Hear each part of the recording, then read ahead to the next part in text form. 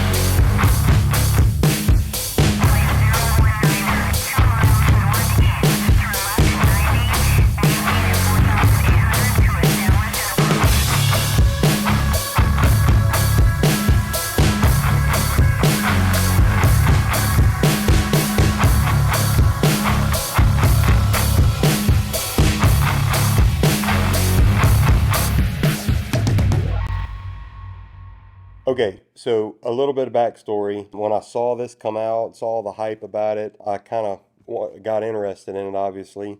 I started playing around with some other thumb releases that were on the market, quite a few. After feeling this one, it was an absolute game changer. Just the overall feel, until you put your hands on it, you can't really explain what, how this is. I mean, this thumb release is the smoothness, the but the crispness of the break, the adjustability, everything about it is exactly what you would want in a thumb release. The feel of the button, the different options of buttons that you can get for it, it's just completely fine tunable. So as you can see, there's adjustments here for travel and force. So your length of pull, and then also your force it takes to pull it. I'll be clicking this thing a lot in this video, so I'm sorry about that. But just everything, the weight, this is the stainless version, so the aluminum one does feel really good as well, but the weight, I love the weight of this stainless version. Durability on this release, I got lucky and caught them right when they first dropped last year, which was right about this time. I think it was a little bit after this time. I hunt in the swamp in South Louisiana, so this thing's been dropped in the freaking water. This thing has been, dropped in the mud. It gets thrown around in my bag, bouncing around in a boat, on a four-wheeler, and I have shot hundreds and hundreds of arrows with this release now. What really, really also appealed to me about this release is the fact that you can actually get more of a surprise shot with it when it goes off. So I never really knew that was a thing for bows. And before I started shooting bows and I was into guns, I know from long range shooting that you want to get a surprise shot, but never really thought that was a thing for archery. I shoot a bow completely different now because of it. I'm way more accurate. I actually like to go shoot long range, and it makes you a whole lot better archer because it takes the you out of the shot.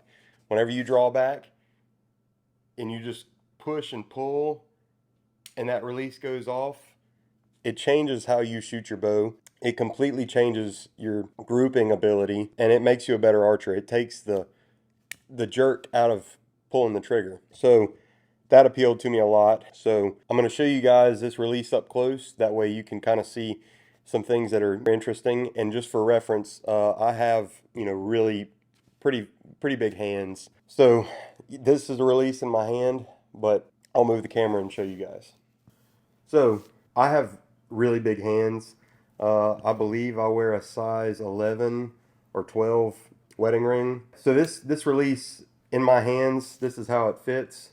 This is the medium or the normal size. That's not the large. I wanted the large and I thought I was going to get the large, but after shooting this one, I was quite surprised that it fit my hand so well. So I can still slide my finger through right here on the, just for reference, I still slide my finger through there, as well as these here. I hold the release right here on the middle pad of my index finger right here and try to do it the same across all 3 of these fingers. I don't have the dual finger extension. I don't think there's a problem with the 4th finger extension, but I think whatever you start shooting with, you should, get used to it and stick with that and don't change anything up, because it's going to, every little small thing that you do is going to affect how you shoot. So this is it in my hands. Like I said, I have big hands, size 11 ring, or maybe 12, and it fits my hand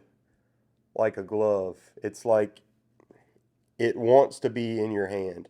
It is the most comfortable release to draw with that I've ever found. If you have smaller hands, I would definitely not go towards the large release, because it's, my hands are pretty decent size, big size, and this fits perfect.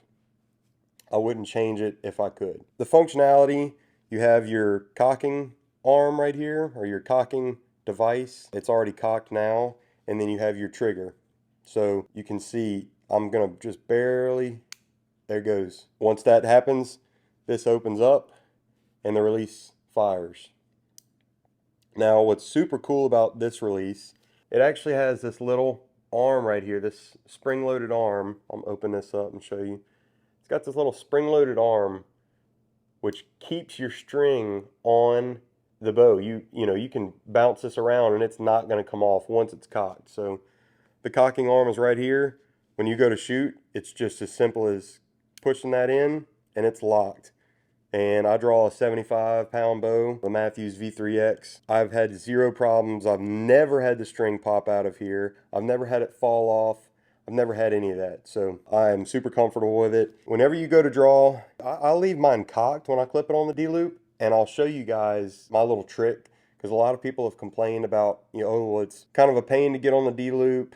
There's a trick to that, and I'll show you guys that later in this video, so stay tuned for that.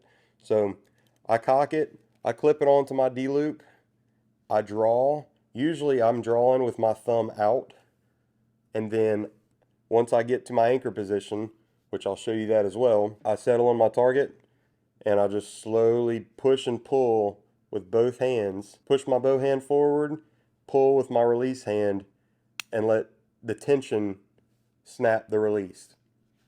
Now, another thing that you need to somewhat focus on doing is try that, and if it works, that's great. If you want to punch this trigger as well, I'm definitely not recommending that, but you can set this trigger to where it is the touch of your thumb on it, it goes off.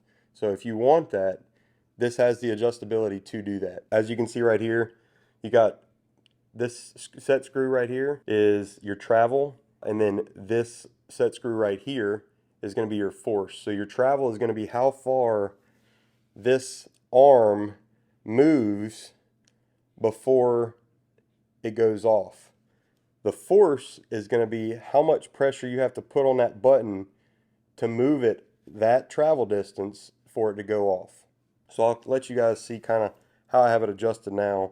So right now it's set to where I just barely touch on it and it's going off. Just FYI as well, whenever you have this diagram on here that shows the curves, which way to turn it to get your travel less or more, and same thing with your force. So whenever you look at this, this is saying that if you rotate your Allen head clockwise, you're subtracting travel, and if you go counterclockwise, you're adding travel to your release. So right there is where that's actually just a little bit cold for how I like it. So I'm going to go back to add. That right there is right where I want it to be. Just a slight pull and it's going off. Now your force, you can do the same thing and use this diagram the same exact way. So if you go counterclockwise, you're going to be subtracting force. If you go clockwise, you're going to be adding force.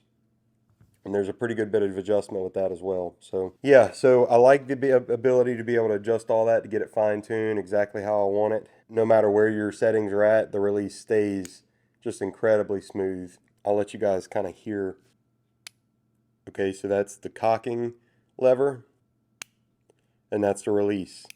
and you can feel it. It is a solid action in this release. What I want to do is take you guys outside. We'll shoot it a little bit. I'll kind of show you where I'm anchoring and kind of how my process of drawing and shooting with this release is. So let's go outside. Okay, so we'll range this real quick. Shooting that red target out there. We are right at 57 yards. Should be right about there. Lock her down. Now the trick, like I said, a lot of guys said that they had issues getting this release onto their D-loop, and you will. If you try to go on the side, you know, you might have an issue with it, but if you do have an issue with it and you don't have a good, solid, sturdy D-loop, look, the trick is gonna be go in right above the knot and you're good.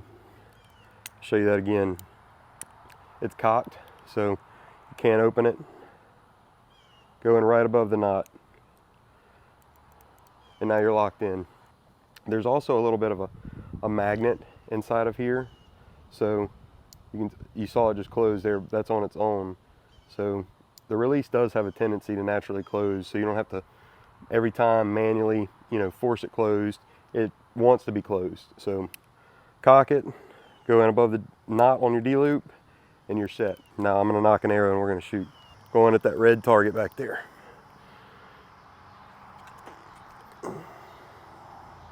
My knuckles go to my jawline and just push and pull. Smoked. About 2 inches high. Draw, thumbs out of the way, find my anchor on my jawline.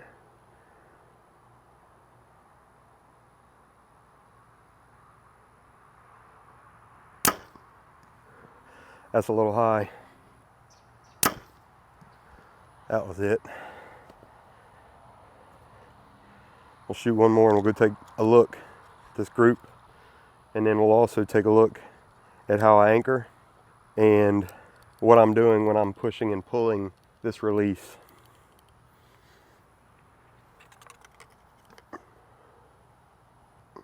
A little high again, I think. Might not have the right number on there, but let's go down here and take a look.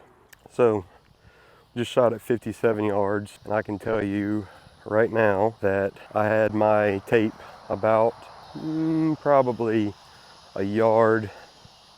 I might have been at 56 and a half. I was slightly off. I got a group down here that's a little bit high, so we will adjust that and try that again. Here's our group, 57 yards. Not the best, not terrible. Pull these out real quick. But just so we're clear, every one of those is still a dead deer. So it's probably a 5-inch group, maybe 6-inch group. Not bad at all. So we'll come down here and I will show you guys how I use the UV button and how I anchor with it on my setup. Now everybody's going to be a little bit different. The key is going to be finding what works for you and something that you can repeat over and over and over again without fail. So where I anchor, I'll show you guys. I draw, I can find my anchor, which is right there in my jawline with this bow. That's exactly how I anchor every time. I don't change anything. Your jawbone right here, about, I'd say 1.5 inches or so below your ear. That's where you want to have these knuckles resting. Probably actually this knuckle resting. This is where I do it. So that's where I want to have these knuckles resting when I'm at full draw. That way my thumb falls right on the crease in that button. Everything just locks perfectly into place. Push, pull, and the bow goes off. The arrow goes down range. So again, these 3 knuckles right here are going to get seated right here on the pad of my jawbone, about 1.5 inches below my ear, right here. Full draw, and that's where it goes off. Now, it doesn't matter if you want to anchor here. Obviously, you want to have good mechanics, but you want to check your arrow, you know, look at yourself in the mirror, get your buddy to video you, do whatever. But you want to have an anchor point that you can repeat over and over and over again, because any slight deviation is going to throw your arrow off, and you don't want that. So for me, it's right here, but for you, it could be a little bit higher. You know, if you want to grab the release a little bit different. Whenever I'm anchoring here, the release falls right on the middle pad of all my fingers, and it gets held just like this. So, and again, pad of my thumb right there on the button, boom, it goes off. So we'll shoot a few more, let you guys hopefully see a little bit better of a group.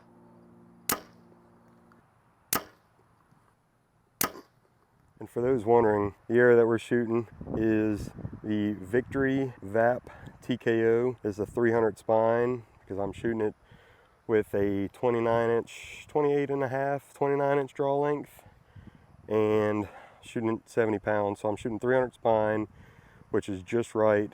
We got the tack driver vanes, 2.75s, boning wrap, which is gonna change. I just got the stock knock in there. And we have the 95 grain insert from Victory, which works. It's actually an outsert, but works amazing. Slides right over the arrow, gives it a little bit more rigidness.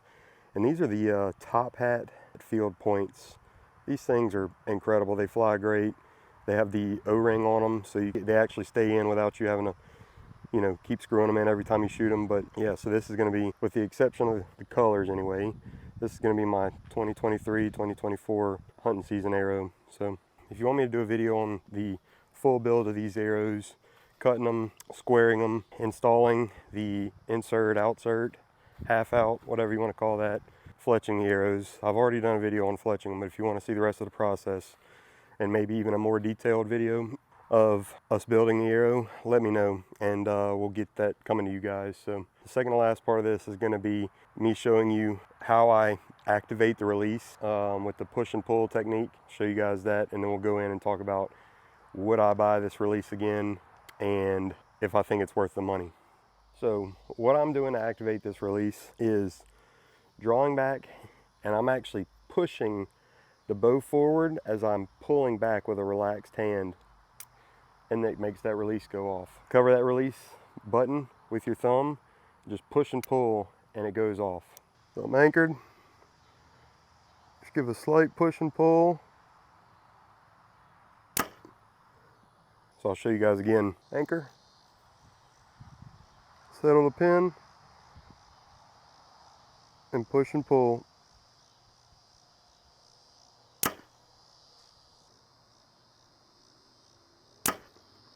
All I'm doing, pushing with my bow hand, relaxing my hand once I anchor, and just slightly pulling with my release hand, and that release will go off.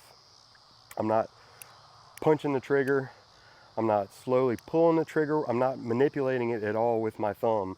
I'm letting my body do the work while I'm just focusing on keeping that pin on the dot. So try that if it works for you. That is how some of the best in the world activate their release. Let's head back inside, and I'm going to tell you guys if I think this is worth it, if I think it's worth the money, and if I might buy it again. Okay, so would I buy the Ultraview button again? $300 for the aluminum version and $350 for this stainless version. Without a doubt. This has been the best release that I've tried, and I've been through about 5 of them, and I have not found the point to spending any more money on any other release. The features and adjustability of this release, the feel, the weight, the crispness of that brake, the consistency of that brake, the little spring-loaded clip there to keep it locked onto your D-loop so I can hang it on the bow, let it stay there. Everything about it, the fit, finish, feel, it's all wonderful. It's the best release I've ever owned, and I don't see myself changing ever. But you know, those guys at Ultraview, they know what they're doing when it comes to archery. That's why I'm super pumped to get their new UV slider sight. I got that on order as well, so I'll be doing a review on it whenever it drops, whenever I get it shipped in. So yeah, I don't think I'm going to change ever unless UV comes out with another one. Everybody's going to say, oh, you're a UV fanboy. Well, not necessarily. I didn't want to be because they're expensive, to be honest. But you can't argue with the quality the precision machining, everything about these releases is great. So the fact that they come out with the colored button, you can get these in just about every color you'd want, and you can even get the, I forget what they call the name of the other button that they came out with for this. It's like the Helix or something like that, where it actually is designed to kind of pretty much mold directly in that angle that your thumb makes right there if you want that. And they make it in several different colors. So yeah, would I buy it again? Absolutely. If you guys want to buy one, but maybe you don't want to spend the money on it, hit that subscribe button, because once we get to 500 subscribers, one of you guys is going to get one of these. Your choice, the stainless version. Your choice, the thumb button color. If you want the aluminum version, we'll do that too. Or if you want, we'll give away a hinge. So hit that subscribe button, like this video, drop a comment on what you want to see next. And yeah, we'll catch you guys on the next one. Peace.